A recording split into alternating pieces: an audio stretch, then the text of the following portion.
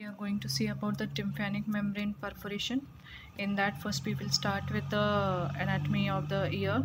Here you can see there is an ear canal, inner ear, eustachian tube, middle ear, tympanic membrane and pinna. Okay, these are all consist of ear. Okay, middle ear is made up of three bones that you already know. Okay, ear canal is there, pinna is there, tympanic membrane, and basically we are studying about this tympanic membrane perforation. Okay, we will see about the definition. Tympanic membrane perforation, also known as perforated eardrum, is a hole in a thin membrane that separates the ear canal from the middle ear. Perforation means, first we will know about the perforation. Perforation means hole, also known as perforated eardrum. As you see in the anatomy, tympanic membrane and middle ear both are very much closer. Okay, going through the ear canal, first we will meet the tympanic membrane, after that we can see the middle ear. So there is a hole. Perforation mean hole. If you go from ear canal, or if you visualize it, you will see a tympanic membrane is having a hole or a perforation which can extend to your middle ear. This is about our definition. Here you can see about the etiological factors. Etiological factors tells about direct force. Any kind of direct force or a hit to your ear can cause an injury to your tympanic membrane. Carelessness while removing wax by himself or herself. Here you can see a carelessness. Sometimes we are using different kinds of substances or sharp instruments which for the removal of the wax, so it can hurt your tympanic membrane, or it can cause a hole in your tympanic membrane. Skull fracture may tear tympanic membrane. If you are having a skull fracture, it can also lead to a tympanic membrane perforation. Hot slag fly in the ear. The persons who are working in the cement area basically, or in a silica, sometimes we are beating that big stones and we are damaging it, so sometimes it usually fly, and it's usually comes in our ear, and it penetrates in the ear, and after that the tympanic membranes gets damaged. Indirect force, any kind of indirect force can also injure your tympanic membranes.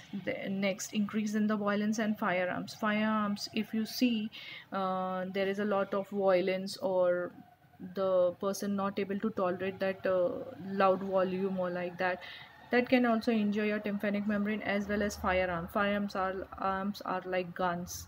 The people who usually practices about shooting and all, they used to wear big headsets and all to prevent their ear from getting damaged from a louder sounds. So during that time also we have to wear it, otherwise it can lead to tympanic membrane perforation. The next is barotrauma, also can also lead to your tympanic membrane perforation. Next we will see about the foreign bodies, usually pointed objects which we are penetrating in the ear, and after that it is getting that tympanic membrane is getting damaged. Infection of the middle ear can cause ruptured eardrum if we are penetrating some sharp instruments, and after that it can lead to tympanic membrane perforation, and after that infection which is being caused in the tympanic membrane, because tympanic membrane is protecting your middle ear, so infection can proceed to the middle ear and it can rupture your eardrum. Either you can say middle ear, either you can tell eardrum. It can cause by bacteria, virus and fungi. These all things are responsible for the rupture of the middle ear or eardrum. Here we can see about the clinical manifestation or talgia. Bleeding is been seen over there. Fullness, you will feel that some kind of fluid is collected over there, like that fullness you can feel. Hearing loss, you are not able to hear properly. Tinnitus or ringing sound is being appeared in your ear every time. Shape of perforation is split. Perforation has been split. The shape of perforation means the perforation is being splitted in half, means sometimes you are able to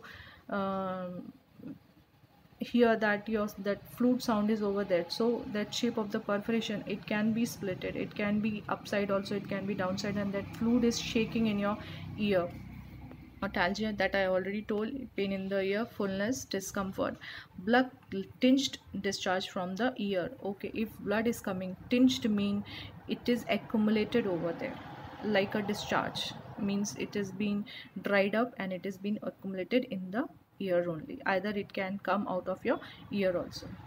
Next we will see about tympanic membrane. Next we will see about diagnosis tympanic membrane perforation. We already have seen. Then we will see about the central perforation. Central means perforation is carried in the membrane in the center of the part, or in the marginal perforation means in the margin of the tympanic membrane. Blood crust means deposition of something. The blood has been accumulated after the injury has been caused by the sharp instruments. If skull base fracture is occurred with CSF leakage, clear fluid is observed.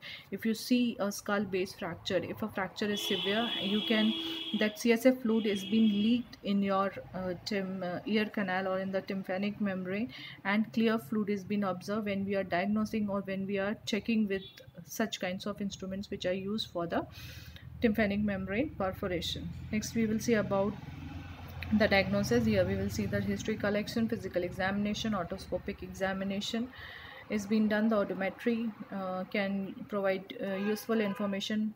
Audiogram. In audiometry we used to use some kinds of sounds which by which that a graph is being made, or some calculations being used to become, and we can measure that how much sound is being the person is able to hear in that.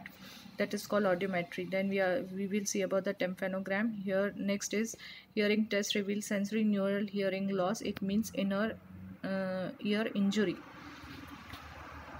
Here you can see otoscopic examination. See, one otoscopic instruments is being used, and after that one light is being focused, and inside that we can see the tympanic membrane perforation, whether it is central, whether it is marginal. It can be visualized, and we can also visualize about the eardrum, how much the eardrum is also getting infection, or the pus formation, or the fluid, or the CSF is being collected over there. In the audiometry test, see how that baby has been given that headset, and amount of sound is being produced, and after that recording is being taken in audiometry test. Next we will see about the management. In management we will see about the antibiotics first, that I have told already about the infection. So first we will get the antibiotic to prevent the infection. Then we will see about the aseptic external auditory canal with alcohol, like a gauze. You have to use a gauze which is dipped in an alcohol, and we have to we have to put in the ear, and we have to close our external auditory canal, so nothing should go inside it. Next, prevent super respiratory infection. Super respiratory infection like sneezing and other coughing and all things, we have to prevent that. Otherwise infection can proceed to your tympanic membrane. Prohibited nasal blow, nasal sneezing is also prohibited at that time. Prohibited ear drops, any kind of ear drops, already the fluid is filled over there, so we have to prohibit ear drops also at that time. It takes 3 to 4 weeks to heal the eardrum. If eardrum has been infected or has been caused any injury, it usually takes 3 to 4 weeks to heal it. If 3 months later perforation still exists, meningioplasty is indicated. If perforation, if we are doing all such kinds of things, we are doing an antibiotic, giving aseptic alcohol, we are covering the ear, we are preventing our respiratory infection, we are not doing nasal blow like sneezing, we are not putting any kind of ear drops, and still the perforation is there after 3 months also, then we have to go for the meningioplasty operation or a surgery. Here we will see that ear is being closed with aseptic external auditory gauze which is being dipped in then alcohol. See, prohibited nasal blow, we don't have to sneeze it hardly, okay? That infection can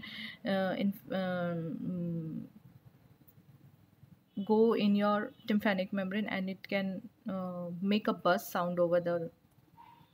Next is tympanoplasty. It is a surgical correction of the perforated eardrum. It is performed under local anesthesia, and incision being made behind the ear or entirely through the ear canal, depending upon the location and size of the tympanic membrane perforation. Okay, here you can see in the diagram, see before and after. See, there is a hole in the tympanic membrane, and after that a graft is being placed, and that hole is being covered with that graft. Either it depends, here it is telling it depends upon the location. Either the incision can be made behind the ear also, or through the ear canal. When we are going through the ear canal, we can make we can make incision from there also, and behind the ear also. It depends upon location and size, whether perforation is in which side in the tympanic membrane. According to that, we have to do the incision. Then we will see about the meningeoplasty. Closure of perforation is called meningeoplasty. Oculoplasty or ossicular reconstruction is called ossiculoplasty.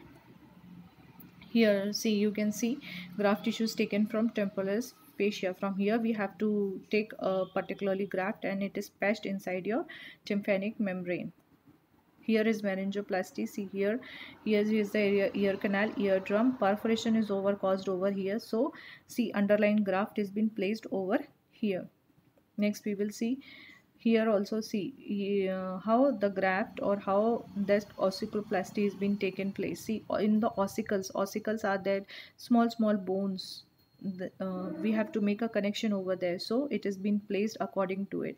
See, here inside an instrument is being placed, so the connection is being made properly. Here you can see a particular instrument is being used, and how the connection is being made through one ossicles to the other part. Here it is, I think, more clear in ossiculoplasty. See how the inner ear is there, osteition tube is there, middle ear space is there, ear canal, tympanic membrane. See how the connection is being made between tympanic membrane, ossicles, and to the inner ear. Here you can be more clarified, I think. You can see these are the eardrum. This is the eardrum, and here see the ossicles are there, and with that attached an overgrowth of the bones. See how it is being attached to that particular bone, and it is being tied with the nuts.